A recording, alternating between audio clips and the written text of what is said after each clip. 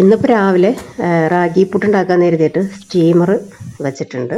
ഇനി സ്റ്റീമറിലേക്ക് നമ്മൾ പൊടി ഇത്തിരി ഉപ്പും കുറച്ച് വെളിച്ചെണ്ണയും കൂടി ചേർത്തിട്ട് മിക്സ് ചെയ്തെടുത്തതാണ് കേട്ടോ. അപ്പോൾ പിന്നെ തേങ്ങ ഇട്ടില്ലെങ്കിലും തേങ്ങയുടെ ആ ഒരു ഫ്ലേവറിൽ നമുക്ക് സോഫ്റ്റ് ആയിട്ടുള്ള പുട്ട് റെഡിയാക്കാൻ പറ്റും. അപ്പോൾ സ്റ്റീമറിലേക്ക് ഇട്ടതിന് ശേഷം ഇതുപോലെ ജസ്റ്റ് കൈവച്ച് ഒന്ന് പ്രസ് ചെയ്തിട്ട് ഒരു 5-7 മിനിറ്റൊക്കെ ഒന്ന് റെഡിയാക്കി എടുക്കാം.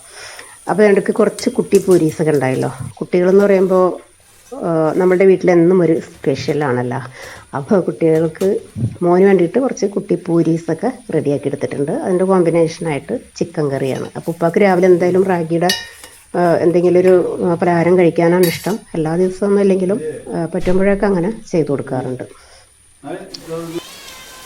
അത് കഴിഞ്ഞതേ ഡോറൊന്ന് തുറന്നതാണ് കേട്ടോ. അപ്പോൾ ഇവിടെ പൂച്ച ഫുഡിന് വേണ്ടിയിട്ട് വെയിറ്റ് ചെയ്ത് നിൽക്കുന്നുണ്ട്. പുറത്താണെങ്കിൽ നല്ല ശക്തമായ മഴയാണ് കേട്ടോ.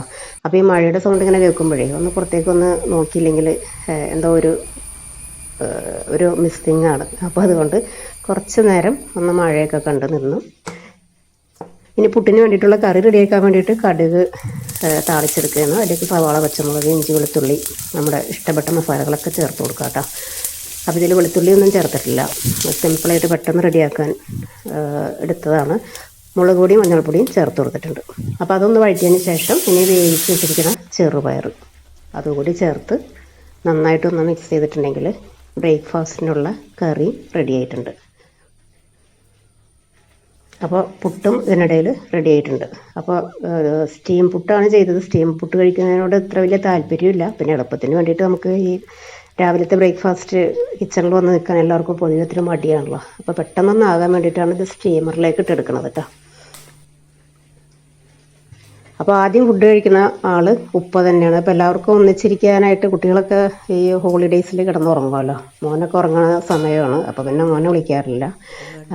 ഞാനും ഇപ്പം മഴ ആയതുകൊണ്ട് ഒന്ന് പുറത്തുനിന്നൊക്കെ ഇങ്ങോട്ട് കയറി വന്നപ്പോഴേക്കും ലേറ്റായി. മിക്കവാറും ലേറ്റായിട്ട് തന്നെയാണ് ഞാനും ഫുഡ് കഴിക്കാറ്. അപ്പോൾ ഞാൻ കഴിച്ചത് പക്ഷേ അരിപ്പുട്ടാണ് കേട്ടോ. റാഗിപ്പുട്ട് ഹെൽത്തിയാണോ, നല്ല ഒരു ബ്രേക്ക്ഫാസ്റ്റിനൊക്കെ കഴിക്കേണ്ടതാണ്. പക്ഷേ എനിക്കതിൻ്റെ ടേസ്റ്റ് അത്ര അങ്ങോട്ട് ഇഷ്ടപ്പെടാറില്ല. ഇനിയിപ്പോൾ അതിലേക്കൊന്ന് മാറണം എന്ന് കരുതുന്നുണ്ട്. അപ്പോൾ എനിക്ക് സ്പെഷ്യലായിട്ട് തലേ ദിവസത്തെ കടലയും കപ്പയും കൂടി ചേർത്ത് വെച്ചതുണ്ട് കേട്ടോ. ലെഫ്റ്റ് ഓവർ ഫുഡെല്ലാം പിന്നെ വീട്ടമ്മമാർക്ക് വേണ്ടിയിട്ടുള്ളതല്ലേ, കുഴപ്പമില്ല, എനിക്കത് ഇഷ്ടമാണ്. അപ്പോൾ ഇതിൻ്റെ ഇടയിൽ എഗ് ഫ്രൂട്ട് കിട്ടിയിരുന്നത് നന്നായിട്ടൊന്ന് വാഷ് ചെയ്തെടുത്ത് വെച്ചിട്ടുണ്ട്. അപ്പോൾ ഇനി ഇത് ടൈം കിട്ടിയിട്ട് വേണം ഇതൊന്ന് കട്ട് ചെയ്തെടുക്കാനായിട്ട്. നല്ല ടേസ്റ്റ് ഉണ്ടായിരുന്നു കേട്ടോ, നല്ല മധുരമുള്ളതായിരുന്നു. അപ്പോൾ ഓക്കെ, ലൈക്കും കമൻറ്റും ഇടാൻ മറന്നു പോകരുത് കേട്ടോ. താങ്ക്